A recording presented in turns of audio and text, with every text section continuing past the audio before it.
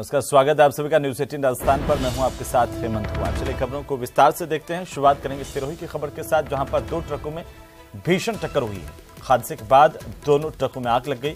आग से दो लोग गंभीर रूप से झुलसे हैं। एक की इलाज के दौरान मौत होने की भी जानकारी मिल रही है। एक अन्य युवक भर्ती है और इसी दौरान खबर है कि दो लोगों ने कूद करके अपनी जान बचाई है। कांडला हाईवे के वाडेली मार्ग पर यह हादसा हुआ है। फायर ब्रिगेड ने कड़ी मशक्कत के बाद इस आग पर काबू पाया है।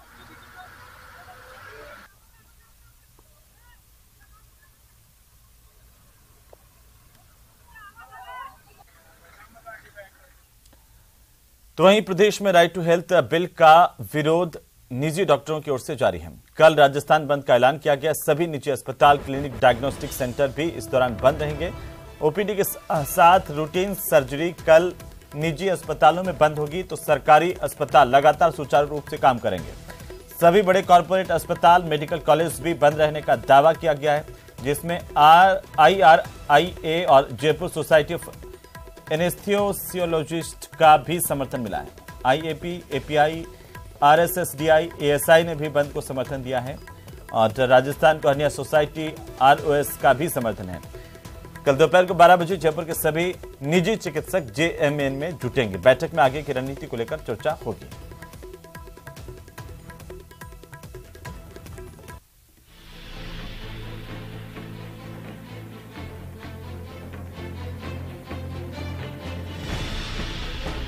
आपने ये कई बार सुना होगा कि किसी मरीज की मौत होने के बाद अस्पतालों द्वारा बकाया राशि होने पर मृतक का शव परिजनों को नहीं सौंपा जाता है, लेकिन अब ऐसा नहीं हो सकेगा। राज्य सरकार राइट टू हेल्थ बिल ला रही है, जिसमें परिजन को बकाया राशि होने पर भी मृतक का शरीर प्राप्त करने का अधिकार होगा। स्वास्थ्य विभाग ने इसका ड्राफ्ट जारी कर दिया है और 24 मार्च तक आम जन और एक्सपर्ट से सुझाव और आपत्तियां मांगी गई हैं। आपको इसके बारे में पूरी जानकारी देंगे, लेकिन पहले बता दें कि प्रदेश भर के मरीजों को फायदा पहुंचाने वाले इस बिल का पूरे प्रदेश के निजी डॉक्टर्स विरोध क्यों कर रहे हैं। तस्वीरों में देखिए राइट टू हेल्थ बिल पर निजी डॉक्टर्स का विरोध।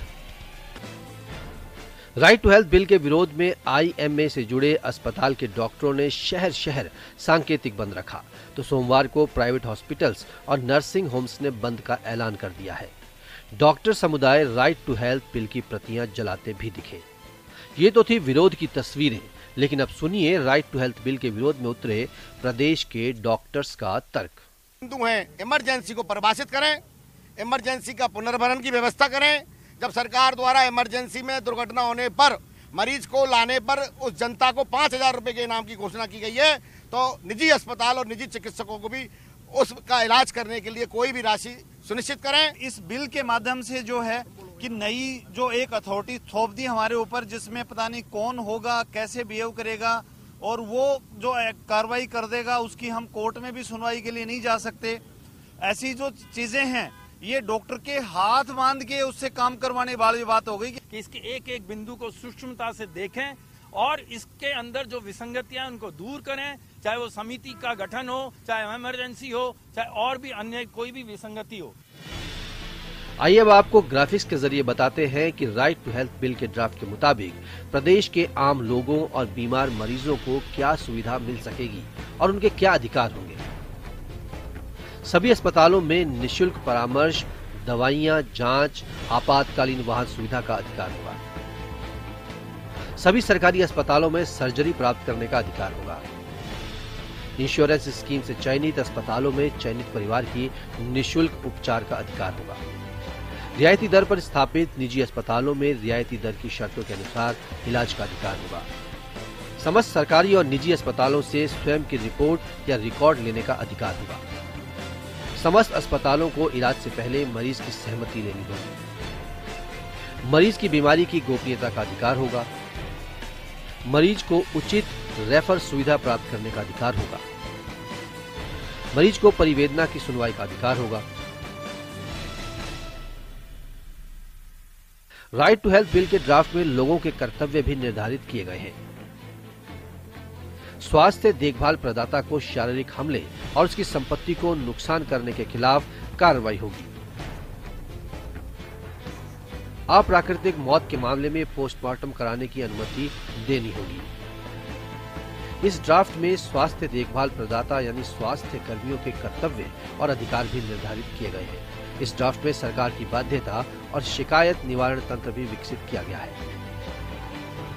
ड्राफ्ट के अनुसार स्वास्थ्य कर्मियों को प्रतिकूल परिणाम से संबंधित शिकायत से सुरक्षा का अधिकार होगा। अधिसूचना जारी होने के 6 महीने में मानव संसाधन की पॉलिसी तैयार करनी होगी। अधिसूचना जारी होने के 6 माह में सोशल ऑडिट कर उसे लागू करनी होगी। राज्य स्तर पर मुख्य सचिव की अध्यक्षता में राज्य स्वास्थ्य प्राधिकरण राज्य कार्यकारी समिति का गठन होगा। तो राज्य और जिला स्वास्थ्य प्राधिकरण की शक्तियों को भी रेखांकित किया गया है।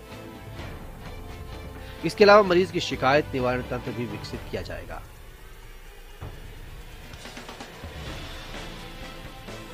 ड्राफ्ट में अधिनियम एवं नियम के अंतर्गत प्रावधान या आदेश का उल्लंघन करने पर पहली बार अधिकतम राशि 10,000 रुपए और एक से अधिक बार उल्लंघन करने पर 25,000 रुपए के जुर्माने का प्रावधान किया गया है। हालांकि ड्राफ्ट में सिविल कोर्ट में मुकदमे या कार्रवाई करने का अधिकार नहीं दिया गया है। सौरभ गृहस्थी, न्यूज़ 18 राजस्थान। और अब खबर कोटा से, जहां पर पुलिस ने बड़ी कार्रवाई करते हुए जाली नोट छापने वाले गिरोह का भंडाफोड़ किया है और 3 आरोपियों को गिरफ्तार किया है। वहीं पुलिस ने आरोपियों के कब्जे से 200 रुपए के जाली नोट और नोट छापने वाली प्रिंटर के साथ ही उच्च क्वालिटी के पेपरिंग और कार को भी बरामद किया है।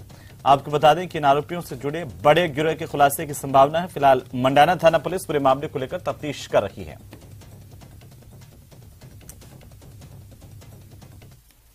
वहीं भरतपुर जिले के रुदावल थाना इलाके में ब्रह्मबाद टोल प्लाजा पर देर रात को बदमाशों ने आतंक मचाया। बदमाशों ने टोल प्लाजा पर अंधाधुंध फायरिंग की और टोल बूथ पर मौजूद कर्मचारियों के साथ जमकर मारपीट की है।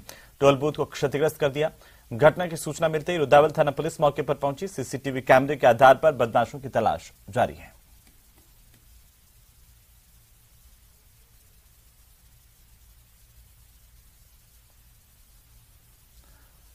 तो वहीं राजधानी जयपुर में मानवता को शर्मसार करने वाला एक वीडियो सामने आया है, जिसमें एक ई रिक्शा में युवक का शव नजर आ रहा है।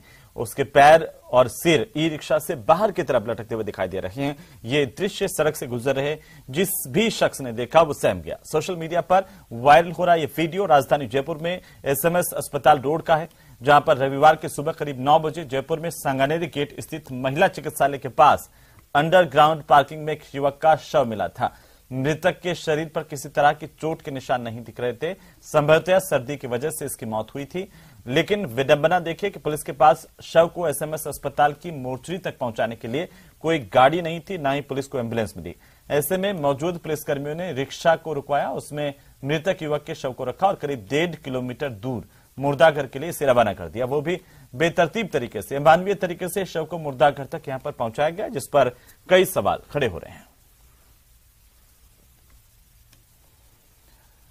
तो वहीं बीकानेर के छतरगढ़ में मानवता को शर्मसार कर देने वाला एक मामला सामने आया, जहां पर आईजीएनपी नहर में 5 महीने की एक मासूम बच्ची को अज्ञात बाइक सवार लोगों ने नहर में फेंक दिया, जिससे इस बच्ची की मौत हो गई। सूचना पर मौके पर पहुंचे छतरगढ़ पुलिस के जवानों ने नहर से बच्ची को बाहर निकाला। पानी में डूबने से बच्ची की जान चली गई है। इसके बाद अज्ञात बाइक सवारों की तलाश जारी है।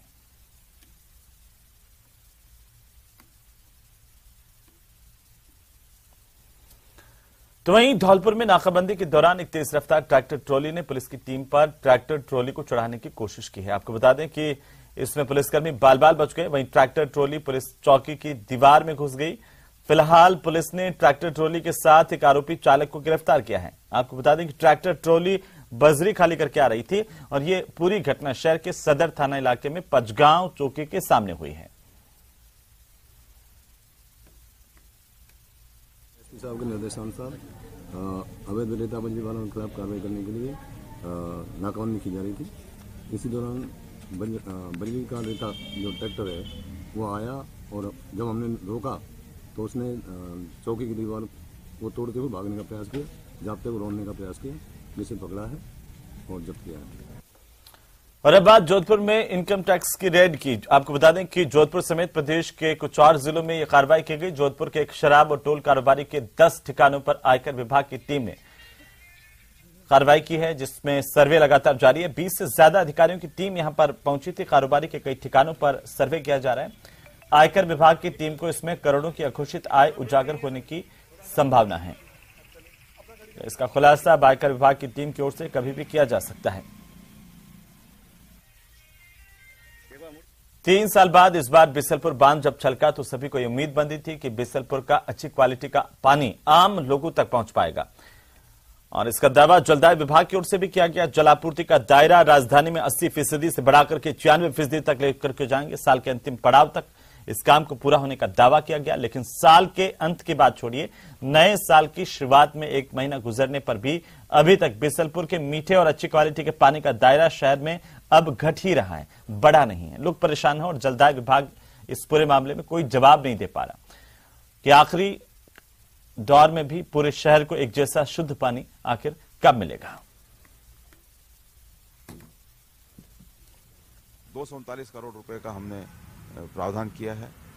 इसके साथ हमने लगभग जो परकोटे के बाहरी जो लाइनें जो डली हुई हैं उन इलाकों में, वहाँ भी हमने पुरानी लाइनों को बदलने के लिए 300 करोड़ का प्रावधान किया है। कल ही मैंने एक पूजा करके शुरुआत करी है 20 करोड़ के, लगभग 20 करोड़ के काम की। लक्ष्मण डूंगरी जो हमारा पंपिंग स्टेशन था और काफ़ी समय से उस काम में नहीं आ रहा था, उससे पेयजल सप्लाई कराने के लिए वहाँ लाइनों को दुरुस्त किया जाए, जो वहाँ पे और आवश्यक जो काम करने वो काम किए जाएं। उसके लिए करीब 20 करोड़ के काम की हमने कल शुरुआत की है। साल 2019 के बाद में बीसलपुर बांध पूरी तरह से लबालब हो चुका है, लेकिन इस बांध से राजधानी जयपुर की पूरी आबादी की प्यास बुझाने की जो तैयारी जलदाय विभाग ने की थी, वो तैयारी आज भी अधूरी है। जलदाय विभाग ने ये दावा किया था कि साल 2022 के अंत तक 80% आबादी के मुकाबले करीब 96% आबादी को पानी मुहैया करा दिया जाएगा, लेकिन आज भी एक बड़ा तबका बीसलपुर के मीठे और उच्च गुणवत्ता वाले पानी से महरूम है। जलदाय विभाग का दावा था कि जयपुर के अंदर अभी जो 32 लाख की आबादी को जलापूर्ति बीसलपुर से की जा रही है, उसका दायरा बढ़ा करके उसे 38 लाख तक ले जाया जाएगा, जबकि राजधानी जयपुर की आधिकारिक जो आबादी है वो 40 लाख से काफी ज्यादा जा चुकी है। ऐसे में राजधानी के बाहरी इलाकों में ज्यादातर लोग इस बात से परेशान हैं कि उन्हें बीसलपुर का पानी मुहैया ही नहीं हो पाता। स्थानीय स्तर पर अगर देखा जाए तो वहां पर ट्यूबवेल और बोरवेल के जरिए जो फ्लोराइड वाला पानी है वो पीने के लिए लोग मजबूर हैं। उम्मीद की जानी चाहिए कि जलदाय विभाग अब इन तमाम हालात को देखते हुए जल्दी ही राजधानी के तमाम क्षेत्रों में बीसलपुर का मीठा पानी पहुंचाएगा, ताकि उन लोगों को भी दूसरे तरह के ऐसे फ्लोराइड युक्त और नुकसानदायक पानी से नुकसान होने की संभावना कम हो सके, जो लोग अब तक बीसलपुर के पानी से महरूम हैं। कैमरा पर्सन मान सिंह के साथ में अरबाज अहमद, न्यूज़ 18 के लिए जयपुर से। तो वहीं जयपुर नगर निगम ग्रेटर की महापौर सौम्या गुर्जर ने नए पार्षद कार्यालयों का उद्घाटन किया। शहर में पार्षद कार्यालय के उद्घाटन के दौरान मेयर ने कहा कि क्षेत्र की जनता के लिए परिषद कार्यालय एक केंद्र की तरह है, जहां पर आम जनता की शिकायतें और सुनवाई की जा सकती हैं। वार्ड संख्या 115, 132 का उद्घाटन किया गया। इसी मौके पर पूर्व मंत्री कालीचरण सराफ भी मौजूद रहे, लिहाजा हाल ही में नए कार्यालयों का निर्माण करवाया गया। 115 वार्ड नंबर 132 दोनों वार्ड कार्यालयों का उद्घाटन किया गया है। दोनों पार्षद विनोद शर्मा जी और ममता महावर जी को दोनों को पार्षद कार्यालय सुपुर्द किया गया है, और ये यहाँ बैठकर जनता के काम है वो करेंगे और यहाँ जन सुनवाई भी करेंगे, और आशा करती हूँ उनके उज्जवल भविष्य की कामना करती हूँ। तो चलिए आगे बढ़ेंगे। धौलपुर के बनिया रोड के सहारे में कुछ खेतों पर नैनो यूरिया का छिड़काव ड्रोन से करवाया गया है। निःशुल्क नैनो यूरिया छिड़काव किया गया। करीब 10 हेक्टेयर गेहूं की फसल पर नैनो यूरिया का छिड़काव किया गया और कृषि विभाग और इफ्को कंपनी के संयुक्त प्रयास से बसई नवाब में यह काम किया गया। इस दौरान सैकड़ों किसानों की मौजूदगी में खेतों में खड़ी गेहूं की फसल पर नैनो यूरिया का छिड़काव ड्रोन से किया गया है। इस मौके पर यहां पर मौजूद ज्यादातर किसानों ने ड्रोन तकनीक को सही नहीं माना। और अब बात विधानसभा के बजट सत्र की, जहां पर प्रदेश विधानसभा का बजट सत्र का आगाज 23 जनवरी से यानी कि सोमवार से होने जा रहा है। विधानसभा में इस साल की पहली बैठक होने की वजह से पहले राज्यपाल कलराज मिश्र का अभिभाषण होगा। इसमें सरकार के पिछले एक साल किए गए कामों को सदन के पटल पर रखा जाएगा। सत्र के दौरान right to health bill pass होने की संभावना है। वहीं चुनावी साल का बजट सत्र होने के कारण काफी हंगामेदार यह बजट सत्र रह सकता है। अभी इस बात की संभावनाएं हैं कि इस सत्र में लगभग 20 से 22 बैठकें हो सकती हैं।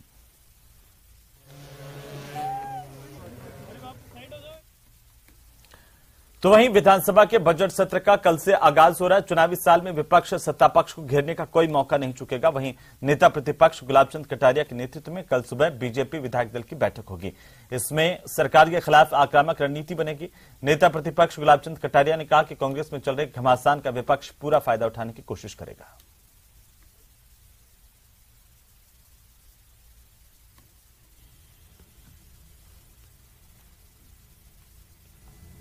का मतलब आपके पास सत्र में घमासान होगा और किसी भी समय घमासान के समय सरकार उल्टी भी हो जाए तो कोई आश्चर्य नहीं। किस तरह का घमासान देखने को मिल सकता है? यार जब आमने सामने जब विरोध आया है तो हाउस में भी होगा ही विषय के ऊपर, और होगा तो कभी न कभी किसी न किसी बात के लिए सरकार अपना बहुमत खोने की स्थिति में आएगी तो सरकार उठल जाएगी। सरकार तो हमेशा सदन से भागती है, क्योंकि विपक्ष का सामना करने की और जनता के प्रश्नों का जवाब देने की न हिम्मत है, न ताकत है, न उनकी कोई ऐसी दृष्टि है। फिर भी हमारी कोशिश रहेगी कि जो प्रदेश में जो कानून व्यवस्था है, बेरोजगारी है, भ्रष्टाचार है, किसानों की समस्याएं हैं, इन सारी समस्याओं को लेकर सदन में भी बात रखेंगे और सदन के बाहर हमारे मोर्चे अलग अलग तरीके से कार्यक्रमों की रचना कर रहे हैं। एक हमने आह्वान किया ही है कि फरवरी और मार्च में जिला कलेक्ट्रेट के घेराव का आह्वान हम लोगों ने पहले से किया हुआ है। कर्ज माफी के मुद्दे के ऊपर भी सरकार को घेरने का काम करेंगे। हम सरकार से ये भी पूछेंगे कि आपके प्रशासनिक अधिकारी एसडीएमओ ने कितने किसानों की जमीन नीलाम की है, कितने कोविड के बाद जिन्होंने किस्तें जमा नहीं कराई उनकी कितने बहुनों को आपने नीलाम करने का काम किया है, मोर्गेज करने का काम किया है। इन मासूम बच्चों के साथ दरिंदगी के मुद्दे को भी सरकार के विधानसभा के पटल के ऊपर उठाएंगे, सरकार के सामने उन बातों को भी रखेंगे, बिगड़ती हुई कानून व्यवस्था को भी हम रखेंगे। तो इन तमाम मुद्दों के साथ सबसे बड़ा मुद्दा युवाओं का है, पेपर लीक मामला जो लाखों परिवारों से जुड़ा हुआ है, लाखों युवाओं से जुड़ा हुआ है। उस मुद्दे के ऊपर भी सरकार को हम घेरने की कोशिश करेंगे। और अब बात बीजेपी के महामंथन की। बीजेपी की 2 दिन की प्रदेश कार्य समिति की बैठक आज से शुरू हुई है। पहले दिन टीम सतीश पुनिया के प्रदेश पदाधिकारियों की बैठक हुई, जिसमें जन आक्रोश यात्रा को मिले समर्थन की समीक्षा की गई। पार्टी के पदाधिकारियों ने नव मतदाता अभियान को लेकर किए गए काम की प्रदेशाध्यक्ष सतीश पुनिया को विस्तार से जानकारी दी। प्रदेशाध्यक्ष ने बूथ इकाइयों और पन्ना प्रमुख अभियान को लेकर विशेष निर्देश दिए हैं। बैठक में कल समापन सत्र को राष्ट्रीय अध्यक्ष जेपी नड्डा संबोधित करेंगे, जिसमें वे पार्टी नेताओं को चुनावी जीत का मंत्र देंगे। नड्डा के दौरे को लेकर पार्टी में उत्साह देखने को मिल रहा है।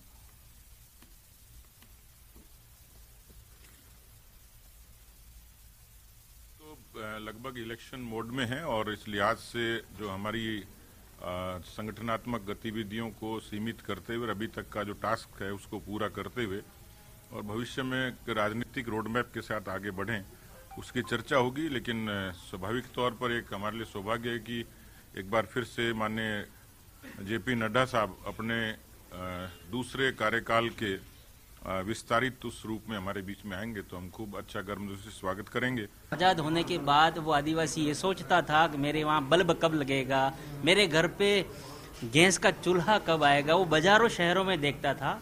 तो निश्चित रूप से माननीय प्रधानमंत्री जी पे पूरा भरोसा है और राजस्थान के जनजातीय क्षेत्र में, भले वो जयपुर संभाग का हो या कोटा संभाग हो या उदयपुर संभाग हो, पार्टी का फोकस भी है। और पिछले भारतीय जनता पार्टी की सरकार में भैरव सिंह जी से लगा के, वसुंधरा जी से लगा के अब तक पार्टी ने जो काम किया और सरकार में रहते हुए जनजातीय क्षेत्र में काम किया है, तो निश्चित रूप से अभी जनजातीय समुदाय पूरा रुझान भारतीय जनता पार्टी की तरफ।